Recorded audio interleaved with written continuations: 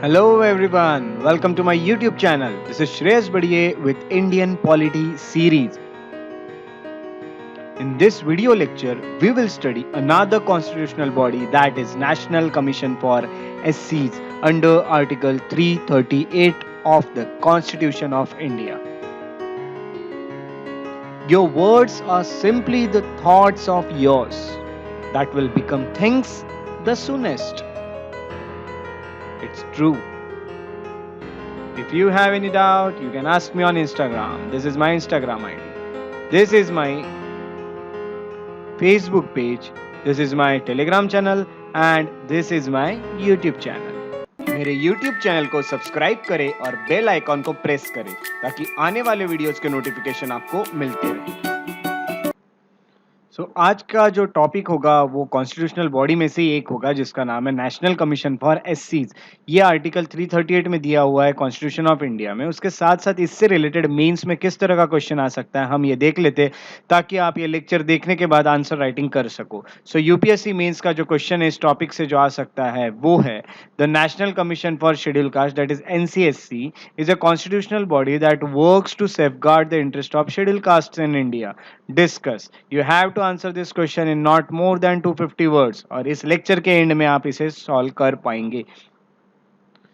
अब हम देख लेते हैं कि आज के टॉपिक में हमें कौन कौन से टॉपिक्स और भी कवर करना है। तो आज के जो टॉपिक है that is NCSC national commission for एससीज। इसमें हमें जो टॉपिक कवर करने हैं वो है introduction, evolution of commission, commission कैसे आई, फंक्शंस जो है कमीशन के वो क्या कामकाज करती है, रिपोर्ट रखती है कमीशन वो किस तरह से रखी जाती है, किसके पास रखी जाती है और कमीशन के पावर्स क्या है। ये इतने टॉपिक्स हमें आज कवर करने हैं। आइए हम स्टार्ट करते हैं अपने पहले टॉपिक से जिसका नाम है इंट्रोडक्शन। हमेशा की तरह आपको ये बता दूं मैं कि जो आज का टॉपिक है ये आपके बुक में 47 चैप्टर दिया हुआ है और ये नेशनल कमीशन फॉर एससीज ये नाम से।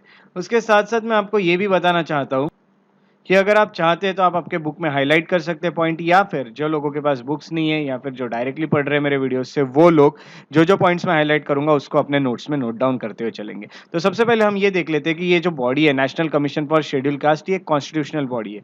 कॉन्स्टिट्यूशनल बॉडी का मीनिंग क्या होता है आपको पता है। कॉन्स्टिट्यूशनल बॉडी का मीनिंग ये होता है कि जिसके लिए कॉन्स्टिट्यूशन में प्रोविजन है और ये जो नेशनल कमीशन फॉर एससीज है इसके लिए प्रोविजन अंडर आर्टिकल 338 में दिया हुआ है। अब आपको ये भी बता दूं कि कुछ और भी नेशनल कमीशन है जैसे कि national commission for women. Okay, तो नेशनल कमीशन फॉर वुमेन है जो 1992 में बनाया गया। नेशनल कमीशन फॉर माइनॉरिटीज है जो कि 1993 में बनाया गया। नेशनल ह्यूमन राइट्स कमीशन है 1993 में बनाया गया। तो national commission for protection of child rights है जो 2007 में बनाया गया। ये सब कोई भी कॉन्स्टिट्यूशनल बॉडीज नहीं है क्योंकि इनके रिलेटेड कॉन्स्टिट्यूशन में कोई भी आर्टिकल नहीं है। ये सबके सब स्टैट्यूटरी बॉडी है। स्टैट्यूटरी बॉडीज का मीनिंग होता है जो बाय एक्ट ऑफ पार्लियामेंट बनाई गई है, जो पार्लियामेंट में कोई भी लॉ पास करा के बनाई गई है उनको स्टैट्यूटरी बॉडीज कहा जाता है। ये चीजें आपको अभी पता चल चुकी है, ये इंट्रोडक्शन की चीजें। अब हम सेकेंड टॉपिक के पास तरफ जाने वाले that is evolution of national commission for एससीज। तो अब हम इवोल्यूशन की बात करते हैं, evolution of the commission. Evolution में सबसे पहले आपको बता दूं कि आर्टिकल 338 जो है ओरिजिनली, अभी तो 338 में नेशनल कमीशन फॉर एससीज दिया हुआ है, बट ओरिजिनली जब कॉन्स्टिट्यूशन में 338 था उसमें दिया था कि एक स्पेशल ऑफिसर का अपॉइंटमेंट होगा for schedule cast and schedule tribes, दोनों के लिए एक ही ऑफिसर होगा, स्पेशल ऑफिसर जिसको कहा जाएगा। ये कॉन्स्टिट्यूशन में लिखा हुआ था। ऐसा कहीं नहीं दिया था कि इस तरह से एक पूरी कॉन्स्टिट्यूशनल बॉडी होगी, इस तरह से एक मल्टी मेंबर बॉडी हो सकती है, बट इतना ही लिखा हुआ था। उसके साथ साथ ये जो स्पेशल ऑफिसर था इसका काम क्या था? इसका काम था to investigate all matters relating to constitutional safeguards for एससीज एंड एसटीज, यानी जितनी भी चीजें हैं, जो भी मैटर्स है, जो भी गलत चीजें हो रही है वो सब चीजों को रोकना या फिर इन जो एससीज और एसटीज है उनका यहाँ पे सेफगार्ड करना। तो ये सब चीजें यहाँ पे था इनका काम। उसके साथ साथ ये जितना भी काम करते इसका रिपोर्ट वो प्रेसिडेंट को करते थे। जितना भी उन्होंने काम किया है उसका एक रिपोर्ट बनाते थे और वो प्रेसिडेंट के पास सबमिट करते थे। और उनका नाम था, ये जो स्पेशल ऑफिसर था उनको नाम दिया गया था कमिश्नर फॉर एससीज एंड एसटीज। और कुछ कुछ उनको ये जो ड्यूटीज है ये सब यहाँ पे दी हुई थी, यानी अगर कुछ गलत चीज हुई है एससीज या एसटीज के साथ तो फिर यहाँ पे उनको वो चीजें इन्वेस्टिगेट करना पड़ेगा और उस पर क्या फैसला लेना है ये चीजें यहाँ पे बताना होगा। तो ये सब चीजों के रिपोर्ट बनाते थे अंडर आर्टिकल 338 स्पेशल ऑफिसर, जिनको कहा जाता था कमिश्नर ऑफ एससीज एंड एसटीज। ये ओरिजिनल चीज है। उसके बाद में मैं आपको बता दूं कि 1978 की बात है, जो गवर्नमेंट है उन्होंने एक रिज़ॉल्यूशन पास किया गवर्नमेंट ने और उन्होंने एक नॉन स्टैट्यूटरी, ओके, सो याद रखिएगा, non statutory multi member commission बना दी एससीज और एसटीज के लिए, क्योंकि अकेला ऑफिसर काम नहीं कर रहा था इतना, तो ये कर पा रहा था क्योंकि बर्डन ज़्यादा था। तो यहाँ मल्टी मेंबर कमीशन बना दी गई जिसमें एक से ज़्यादा मेंबर होंगे एससीज और एसटीज में, और ये नॉन स्टैट्यूटरी थी, ये विदाउट एनी एक्ट पास किए हुए बनाई गई थी, सीधा रिज़ॉल्यूशन लाके बनाई गई थी। तो ये जो है ऑफिस ऑफ कमिश्नर फॉर एससीज एंड एसटीज ये भी रखा था, यानी दोनों चीज़ें यहाँ पे एग्जिस्ट कर रही थी, ओके, दोनों चीज़ें एग्जिस्ट कर रही थी, जो कमिश्नर फॉर एससीज और एसटीज है ये भी यहाँ एग्जिस्ट करते थे, उनके साथ साथ एक कमीशन जो है ये भी यहाँ एग्जिस्ट करती थी, दोनों चीज़ें चलती थी। बाद में 1987 की बात है, जो गवर्नमेंट है उन्होंने फिर से एक रिजोल्यूशन पास किया, रिजोल्यूशन पास करके जो कमीशन है उनके जो फंक्शंस है ये यहाँ पे मॉडिफाई कर दिए गए और उनका नाम कर दिया गया नेशनल कमीशन फॉर एससीज एंड एसटीज। ये आपको याद रखना है, ये इसको 1987 में थ्रू अ रिजोल्यूशन, अब तक कोई एक्ट, ये भी नॉन स्टैट्यूटरी, अब तक कोई एक्ट पास नहीं किया था यहाँ पे, और डायरेक्टली इसका नाम कर दिया गया था नेशनल कमीशन फॉर एससीज एंड एसटीज। तो उनके जो फंक्शंस थे, उनकी जो पावर्स थी वो थोड़ी सी बढ़ा दी गई और उनका नाम भी यहाँ पे बदल दिया गया 87 में।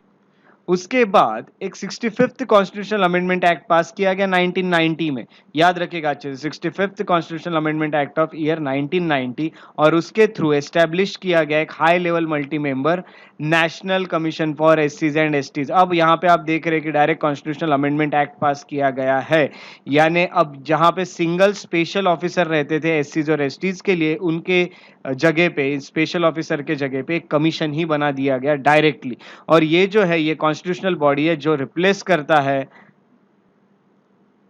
कमिश्नर फॉर एससीज and STs as well as commission जो यहाँ पे पहले हमने देखा कि बनाई गई थी।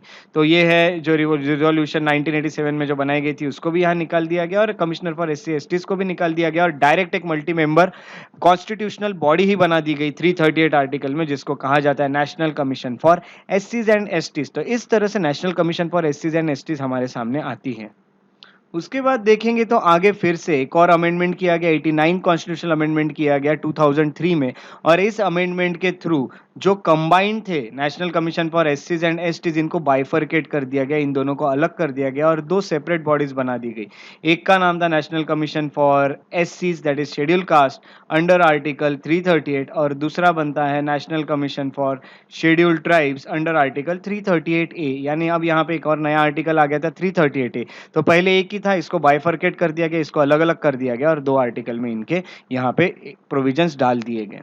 सो ये 2003 में एक्ट पास किया, उसके बाद उसी उसी टाइम बाद ये इसी एक्ट के थ्रू नेशनल कमीशन फॉर एससीज ये केम इनटू एग्जिस्टेंस हुआ इन 2004, ये 2004 में आता है, 2003 में एक्ट पास हो जाता है, 2004 में नेशनल कमीशन फॉर एससीज बन जाता है, जिसमें एक चेयरपर्सन होते हैं, एक वाइस चेयरपर्सन होते हैं, ये कंपोजिशन है याद रखिएगा, जिसमें चेयरपर्सन होते हैं, वाइस चेयरपर्सन होते हैं और 3 अदर मेंबर्स होते हैं। ये सबके अपॉइंटमेंट किए जाते हैं बाय प्रेसिडेंट। प्रेसिडेंट जो है ये अंडर बाय वारंट इनका एक तरह से क्या करते हैं, तो अपॉइंटमेंट करते हैं, ये आपको पता चल चुका है, और इनकी कंडीशन ऑफ सर्विस जो है या फिर टेन्योर ऑफ ऑफिस जो है ये भी डिटरमाइन करेंगे प्रेसिडेंट, यानी किस तरह की कंडीशन रहेगी उनके सर्विस को लेके, क्या कंडीशंस रहेंगी अगर उनको इस सर्विस में रहना है। तो दूसरा ये है कि टेन्योर क्या रहेगा, कितने टाइम के लिए आएंगे, ये सबका सब जो है डिसाइड किया जाता है बाय प्रेसिडेंट ऑफ इंडिया।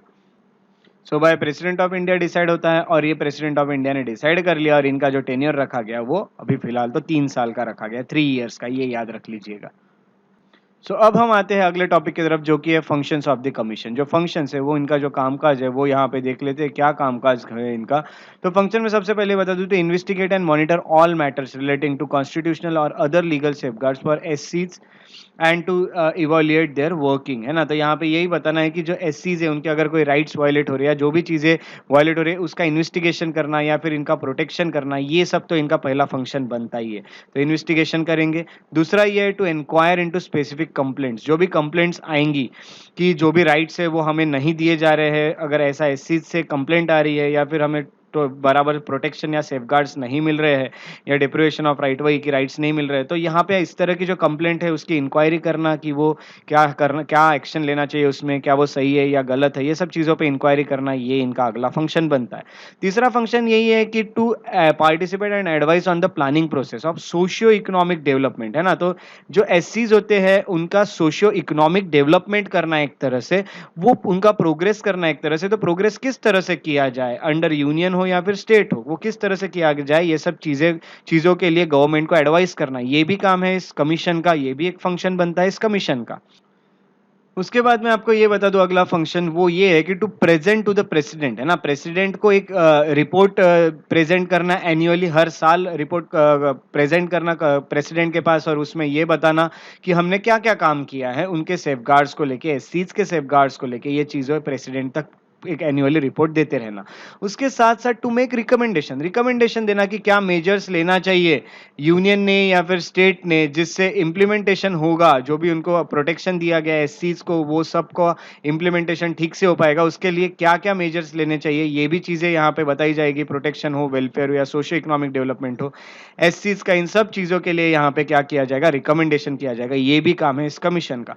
उसके साथ साथ to discharge such other function, है ना, तो कोई भी फंक्शन हो रिलेटेड टू एससीज हो, यानी उनका प्रोटेक्शन हो, वेलफेयर हो, डेवलपमेंट हो, किसी भी चीज़ से रिलेटेड हो, जो उनको प्रेसिडेंट कहेंगे इस कमीशन को करने, वो कमीशन ये काम करेगी, ये फंक्शन निभाएगी। तो प्रेसिडेंट भी कुछ और फंक्शन बता सकते हैं, ये जो फंक्शन लिखे इसके अलावा भी।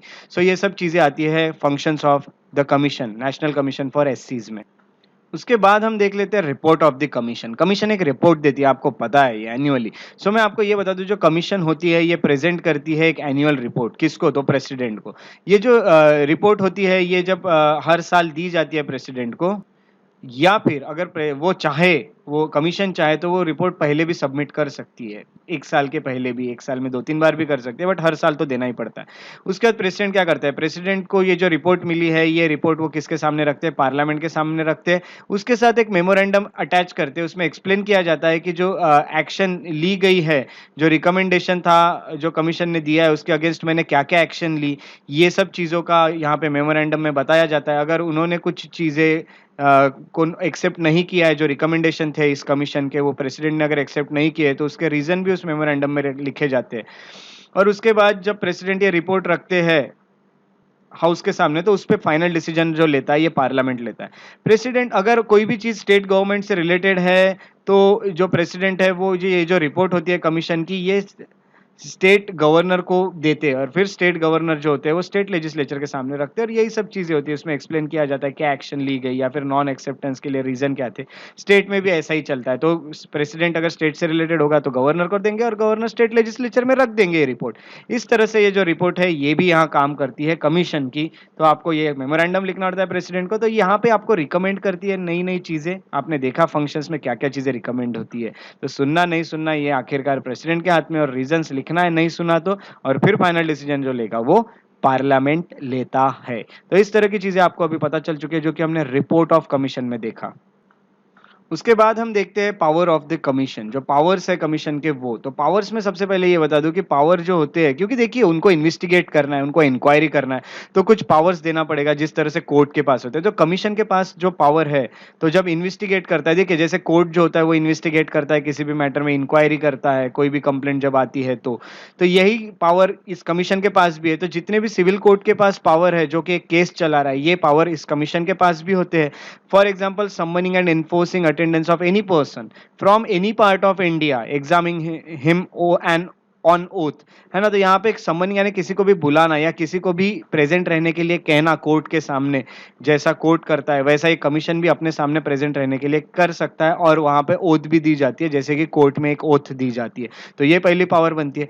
दूसरा है the discovery and production of any document, यानी कोई भी डॉक्यूमेंट, जैसे कोर्ट आपको कोई भी डॉक्यूमेंट मंगा सकता है, तो उस तरह से ये कोई भी डॉक्यूमेंट आपको मंगा सकते हैं जो कमीशन है वो। उसके साथ साथ एविडेंस ऑन एफिडेविट्स, है ना। तो एविडेंस जो है, यानी यहाँ पे एविडेंस, यानी आप बोल सकते हैं कि सबूत जो है ये भी यहाँ पे इकट्ठा कर सकते हैं, सबूत भी हम रिसीव कर सकते हैं ऑन एफिडेविट। एफिडेविट यानी वही एक शपथ पत्र होता है, उस पर लिखा जाता है कि ये सब चीजें सही है, सच है। तो ये काम जो कोर्ट करता है ये कमीशन भी कर सकता है। उसके साथ साथ कोई भी पब्लिक रिकॉर्ड मंगा सकते हैं, ये कोई भी पब्लिक रिकॉर्ड किसी भी कोर्ट या ऑफिस से ये मंगा सकते हैं, ये पावर इस कमीशन के पास है। उसके साथ साथ ये कमीशन जो है ये सम्मन कर सकता है for examination of witness and documents, है ना। यानी सम्मन करना है बुलाना, तो किसी भी विटनेस को वो बुला सकते हैं, किसी भी गवाहदार को बुला सकते हैं, और कोई भी डॉक्यूमेंट भी वो मंगा सकते हैं। ये सब चीजें ये कर सकते हैं, या फिर कोई भी मैटर पे वो काम कर सकते हैं उनको पावर मिल सकती है जो प्रेसिडेंट उनको दे, वो सब चीज़ें। तो ये सब पावर जो है कमीशन की, ये पावर ही कमीशन को बहुत एक स्ट्रॉन्ग कमीशन बनाती है, जो कि डेवलपमेंट के लिए काम करते हैं एससीज़ के लिए। तो ये सब चीज़ें आपको अभी पता चल चुकी है, पावर क्या थी कमीशन की। उसके बाद मैं आपको ये भी बता दूं कि टिल 2018 यानी 2018 तक ये जो कमीशन थी, ये जो फंक्शंस एससीज के लिए निभा रही थी, वही फंक्शन अदर बैकवर्ड क्लासेस के लिए भी कर रही थी। ओबीसी के भी प्रोटेक्शन सेफगार्ड के लिए ये काम करती थी। बाद में इनको इनके रिस्पॉन्सिबिलिटी से मुक्त कर दिया गया 102 कॉन्स्टिट्यूशनल अमेंडमेंट एक्ट जब पास हुआ 2018 में, जिसके थ्रू ओबीसी के लिए एक अलग से कमीशन बनाई गई। तब इनको ओबीसी वाला जो फंक्शन था यहाँ से निकाल दिया गया और फिर उनको सिर्फ एससीज पे ही फोकस करने का एक चांस दिया गया है, यानी ये फंक्शन दिया गया है, ये आप समझ लीजिए। तो इस तरह से कमीशन जो है इसने ये काम करती है। सो ये सब इसके फैक्ट रहे कमीशन के। सो अब हमने यहाँ पे, जैसे कि आप अभी देख सकते हैं कि हमने यहाँ पे इंट्रोडक्शन देख लिया, इवोल्यूशन कमीशन कैसे आई है देख लिया, फंक्शंस देख लिए कमीशन के, रिपोर्ट देख लिए कमीशन जो बनाती है, उसके साथ साथ पावर भी देख लिए कमीशन की। ये पूरे टॉपिक हम कवर कर चुके हैं, जो कि एग्जाम में आपको इससे रिलेटेड क्वेश्चन आएगा। ये जो मेंस का क्वेश्चन था अभी आप ये लिख सकते हैं, ये मुझे पूरी गारंटी है। सो इसी तरह मेरे वीडियोस अगर आपको पसंद आ रहे हैं तो इन्हें लाइक ज़रूर करें, शेयर करें और सब्सक्राइब करें मेरे यूट्यूब चैनल को। आप मेरे पेजेस को फेसबुक पे लाइक और फॉलो कर सकते हैं, श्रेयस बड़ी और श्रेयस बड़ी इंटरप्रिटेशन, ये मेरे फेसबुक पेजेस है, ताकि आपको और भी इन्फॉर्मेशन मिलती रहे।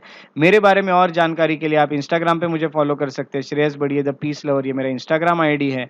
और श्रेयस बड़ी @gmail.com पे आप मुझे मेल भी कर सकते हैं। तो इसी तरह रेगुलरली पढ़ाई करते रहे, रेगुलरली आंसर सॉल्विंग करते रहे, रेगुलरली रिविजन करते रहे, रेगुलरली आप अच्छे से डाइट लेते रहे, एक्सरसाइज करते रहे, अपने हेल्थ का ख्याल रखते रहे। इसी उम्मीद के साथ मैं श्रेयस बड़ी आपसे अगले लेक्चर में मिलूंगा। तब तक के लिए आपका दिन शुभ हो।